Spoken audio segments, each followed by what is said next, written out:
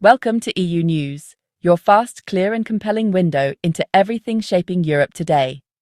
From politics to sports, culture to breaking stories, we bring you sharp analysis, real facts, and the moments that move the continent. Stay informed, stay ahead. This is EU News. The current war between Russia and Ukraine has gripped the world attention since 2022.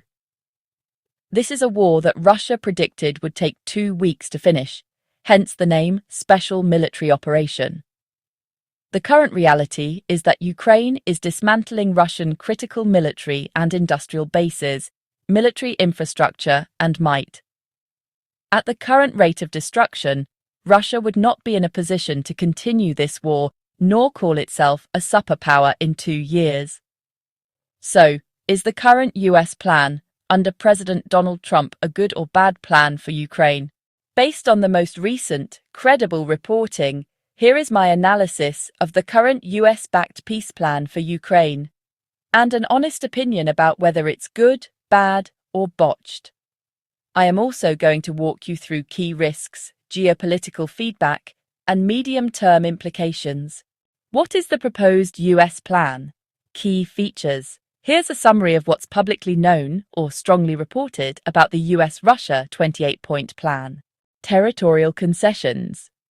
Ukraine would reportedly cede control over a significant portion of the Donbas, including areas it still controls.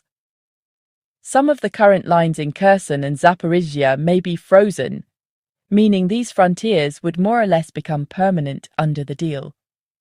There's talk, from several sources, that Crimea's status could be recognized de facto as Russian under this plan. Military restrictions for Ukraine. Ukraine is expected to halve the size of its armed forces. Limitations on certain categories of weapons, particularly long-range missiles, are part of the deal. The plan reportedly reduces or phases out US military aid in some forms.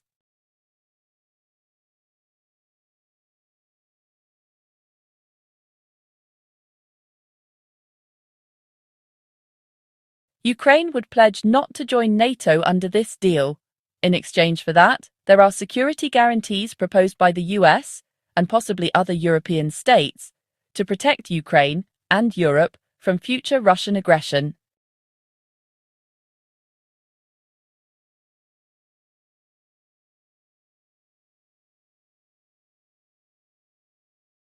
The plan reportedly requires Ukraine to grant official status to Russian as a language. Also, it would grant status to the Ukrainian division of the Russian Orthodox Church.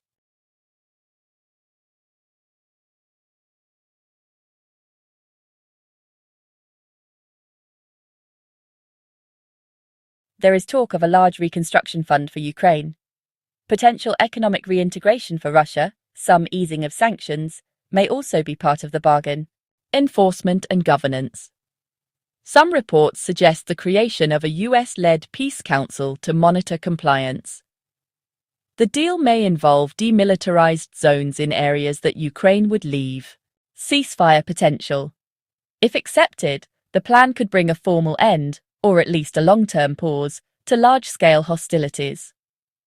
Security guarantees. The inclusion of security guarantees could offer Ukraine, and perhaps parts of Europe, a safety net against future aggression. Reconstruction aid. A reconstruction fund could help rebuild war-ravaged parts of Ukraine, and this could be very valuable for civilian recovery. Realism about current territory. The plan seems to recognize the facts on the ground, potentially making a deal more politically feasible than one that demands full rollback of all occupied territories, though that raises big moral and legal questions. This plan is deeply controversial for very serious reasons. Here are the key critiques and risks. Territorial integrity and sovereignty.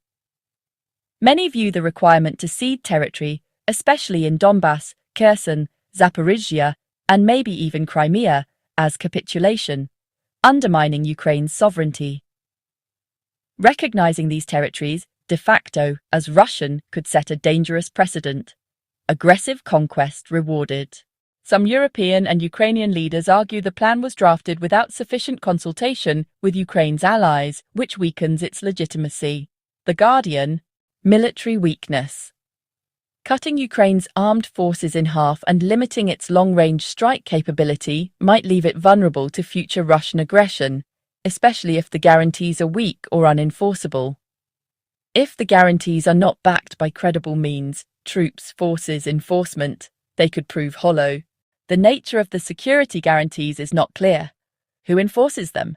Under what conditions? What happens if Russia violates them again? There is a question of whether the US or Europe would really be willing to risk another confrontation to defend Ukraine if things go wrong. Cultural and political implications. Requiring official status for the Russian language and church might be seen as a form of Russification or erosion of Ukrainian national identity. It risks internal backlash, especially among Ukrainians who feel that giving these concessions rewards aggression. Critics argue this would legitimize land grabs by force, which undermines international law norms. For many Ukrainians, giving up territory is not just a negotiation point, it's their homeland, their lives, their dead, and their national identity. A European stability risk. A deal that favors Russia could unsettle Europe's security architecture, especially with NATO on its eastern flank. It could embolden future aggression.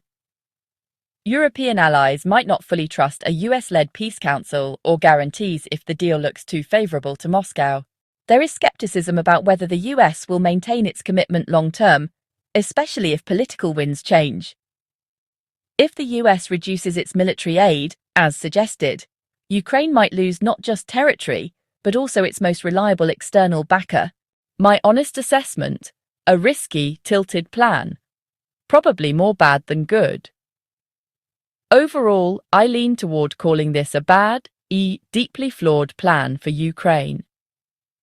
While the goal of ending the war is obviously critical, the costs being asked of Ukraine are extremely high, and many of the concessions align closely with what Russia has long demanded. The territorial concessions in particular feel like a reward for aggression rather than a fair compromise. From a sovereignty and moral standpoint, asking a sovereign nation to give up land it controls, or partially controls, sets a dangerous precedent. The security guarantees are supposed to be the carrot, but they may not be credible enough given how much Ukraine would be weakened militarily. If those guarantees fail, Ukraine could be left even more exposed. From a European perspective, this is also worrying. A peace built on major concessions to Russia could undermine Western unity and embolden future aggression, not just in Ukraine, but possibly elsewhere. That said, I acknowledge a more cynical realist argument. Maybe this is the only deal on the table that Russia would ever accept, and if the alternative is a protracted war with more loss of life, maybe some form of compromise, however painful, is better than no deal. But that's a very heavy trade, and one that many, especially in Ukraine, will understandably reject. If I were advising Kyiv, I would strongly caution against accepting the deal in its current reported form, unless the security guarantees are ironclad, tied to enforceable mechanisms, and backed by real international commitment, not just lip service. Without that, it's risking too much for too little. Let me walk through clear, structured key risks, geopolitical feedback, and medium-term implications of the reported US-backed 28-point peace plan, the draft that would require major Ukrainian concessions. I'll cite the most important reporting for the claims so you can follow up. Key risks: what could go wrong? 1. Territorial and sovereignty risk, legitimizing conquest. If Kyiv is pressured to cede large parts of Donetsk, Donbass, and freeze lines in Kherson, Zaporizhia, or accept Crimea's de facto status, the plan effectively rewards territorial gains obtained by force, undermining Ukraine's territorial integrity and international law norms. This is the single biggest strategic and moral risk. Reuters +1:1, military vulnerability and deterrence erosion. Limits on Ukraine's force levels and long-range strike capabilities would materially reduce its ability to deter or resist future aggression. If security guarantees aren't backed by credible, rapid enforcement measures, forces, standing deployments, or automatic triggers, those guarantees could be hollow. Reuters +11. Weak or ambiguous enforcement mechanisms. The draft speaks of guarantees and monitoring bodies, but the practical questions remain. Who will enforce them, under what conditions, and are guarantors prepared to act militarily or economically if Russia violates the deal? Without clear, automatic enforcement, the plan risks leaving Ukraine exposed. Reuters +1. Political fragility in Kyiv and social backlash. As Zelensky has framed it, the deal may force Ukrainians to choose between dignity and maintaining a key partner. Forcing major concessions could provoke domestic political crisis, loss of legitimacy for the government that signs it, internal unrest, and unwillingness to implement terms. The Guardian 1. Incentivizing future aggression elsewhere. If conquest is effectively rewarded, other revisionist states may conclude that territorial coercion can succeed. That would weaken the post-1945 norm against changing borders by force and degrade deterrence for Europe more broadly. The Guardian 1. Humanitarian and governance risks in ceded, frozen areas. Areas moved into Russian control or frozen under demilitarized regimes risk immediate and long-term human rights problems, population transfers, legal ambiguity for residents, and likely economic stagnation even if reconstruction funds are promised. Reports discuss demilitarized zones and local governance complexities. Reuters. Russia, likely positive, for now. Kremlin and Russian actors benefit materially from territorial recognition and a weaker Ukrainian military. Official elite reaction is likely to be supportive. It is reported Putin has signaled it can form the basis for settlement. Russia gains political and strategic wins. Reuters +1 United States, divided messaging and leverage. The plan appears driven by a US initiative, but US domestic politics create ambiguity. Some US actors push the deal as an endgame. Others worry about the precedent and credibility cost of pressuring an ally to cede land. Reports also indicate threats to cut intelligence, weapons to pressure Kyiv, which is politically combustible and risks long-term credibility costs. Reuters +1 European Union and NATO allies, alarmed and ambivalent. Many European capitals and NATO members are reported to push back, fearing this will weaken regional security and embolden Russia. Some allies may quietly favour a ceasefire.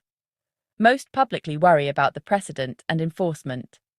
If Europe objects, the plan's multilateral legitimacy and enforcement capacity are weakened. Reuters +1 Ukraine, constrained, defensive, and split. Kyiv's leadership faces impossible trade-offs: accept heavy territorial losses in exchange for guarantees, or reject the plan and risk strained relations with a major patron. Zelensky's public posture is that he must defend dignity and sovereignty even while engaging diplomatically. An acute political dilemma. The Guardian +1 Global South and other powers, China, Middle East, watching opportunistic.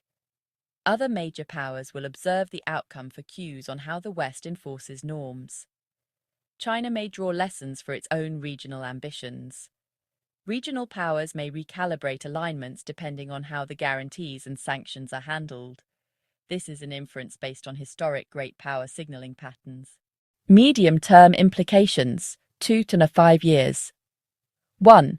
A frozen conflict scenario is likely if the deal is implemented imperfectly. Partial ceasefires and frozen lines tend to produce long-term, low-intensity violence, periodic breaches, and enduring instability, a costly, unresolved status quo, rather than a durable peace. Expect sustained security and humanitarian challenges in the contact zones. Reuters. 1. Shifts in NATO and European defence posture. If Ukraine is neutralized and demilitarized under the plan, NATO may be forced to reassess forward defense. Some allies might push for stronger eastern defenses, while others may prefer de-escalation. Either outcome could stress alliance cohesion. Reuters. 1. Credibility costs for the US as a security guarantor. If the US uses threats to force acceptance and later fails to defend Ukraine effectively, Allied trust in US commitments could erode, making future collective security bargains harder to sustain. Conversely, if the US backs the guarantees with real commitment, it will have to pay a high price, material and political. Reuters plus 1. Russian reintegration and sanction politics. The plan reportedly contemplates gradual reintegration of Russia into economic structures if it complies. That could end some sanctions and restore parts of Russia's international economic activity. That would change the incentives for Moscow, but also be politically controversial in Western capitals. Reuters. 1. Domestic political realignments in Ukraine and Europe. A deal perceived as forced capitulation could empower more hardline political forces in Ukraine or lead to governmental turnover, reshape public opinion in Europe, and drive electoral consequences in countries that oppose perceived concessions to Russia. The Guardian. 1. Economic and reconstruction pathways. Conditional but uncertain.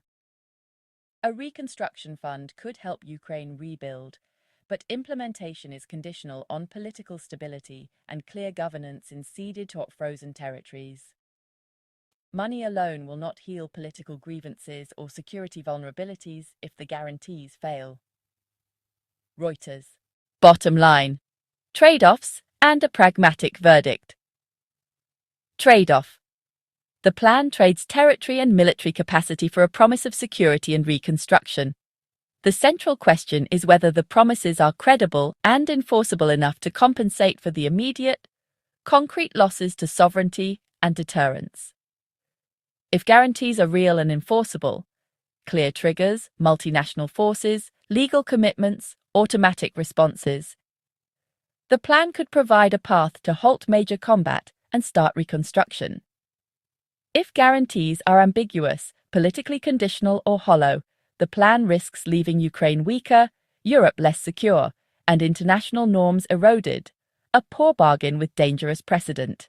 Given the reporting and the balance of risks, the realistic verdict is highly risky and potentially damaging unless the enforcement architecture and multilateral buy-in are dramatically strengthened. Many analysts and Ukrainian leaders see it as tilted toward Russian interests and insufficiently protective of Ukrainian sovereignty. Reuters Pwat. The Guardian +2. Thanks for watching EU News, where every story brings Europe closer to you. If this report informed you, inspired you, or sparked a reaction, don't keep it to yourself. Hit like, drop your thoughts in the comments, and share this video with the world. And if you want to stay connected to the heartbeat of Europe, make sure you subscribe and turn on notifications. EU News, your Europe, your voice.